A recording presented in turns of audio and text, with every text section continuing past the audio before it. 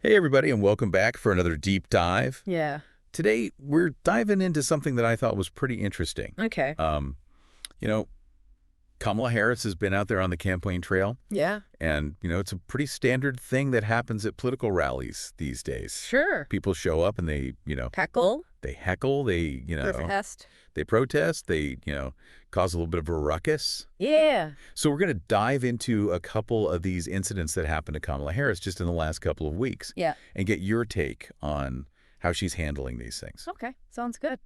And while we're doing all that, of course, make sure you hit that like button and subscribe to the channel and leave a comment below. All right. So this first one that we're going to dive into, this was in Raleigh, North Carolina. Right. And, it's interesting because the article that we're reading actually says that the heckler, in this case, nobody could even understand what they were saying. Huh.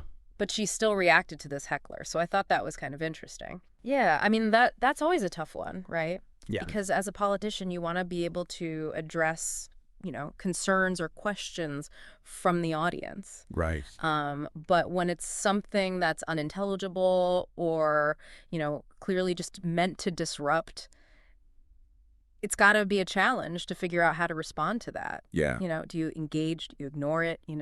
It's a tough call. Yeah. And it makes you wonder if maybe she misheard something or thought that maybe it was, directed at her when maybe it wasn't. We don't really know. Could be misinterpreted, right? Yeah, exactly. Yeah. So it's a tough situation for sure. Yeah. And, it's interesting because you contrast that with the way that other politicians like Trump, for example, Right. have responded to hecklers in the past, where he would sometimes encourage the crowd to be violent or get him out of here. Yeah, rough him up or kick him out or something like that. Exactly. Yeah, very different approaches. Kamala Harris in this case decided to take kind of like a, come on, have a seat at the table kind of vibe, which I thought was interesting. Yeah. I mean, it definitely sets a different tone, right? It's more about we can disagree, but let's do it respectfully. Yeah. Let's have a conversation. Yeah. It's hard to say what's more effective in terms of silencing a heckler or getting your message across. Yeah. But it's definitely a stark contrast to what we've seen from other politicians. Yeah. So what do you think? What's the strategic thinking there, do you think? I mean, I think it probably plays well with her base. Yeah. People who are already supportive of her.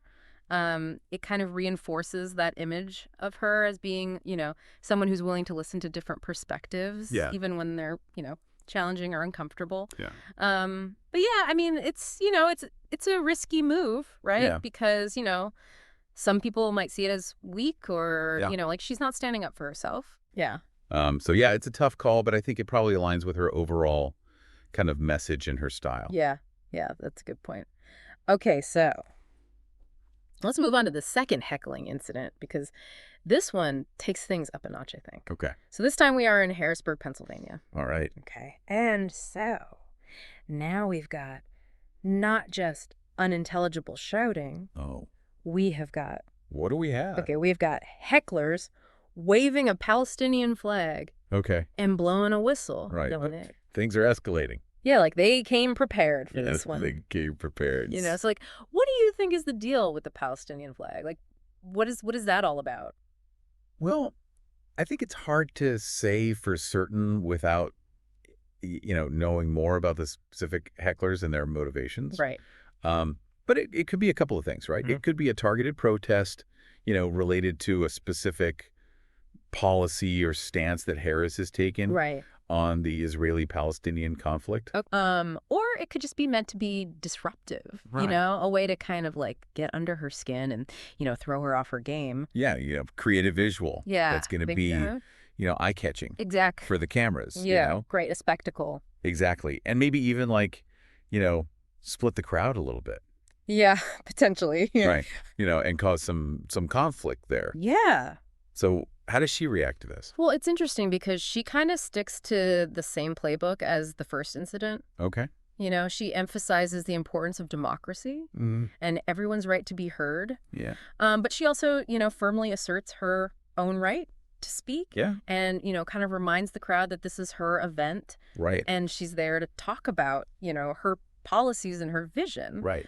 So it's kind of a balancing act between, acknowledging the protesters and also, kind of shutting them down. Yeah. So she's like, you have the right to speak, But I also have the right to speak. Exactly. And right now it's my turn.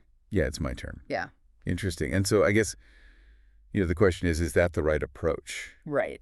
Because on the one hand, you want to, show that you're strong and you're not going to be intimidated. Yeah. But on the other hand, you don't want to come across as like you're trying to silence dissent.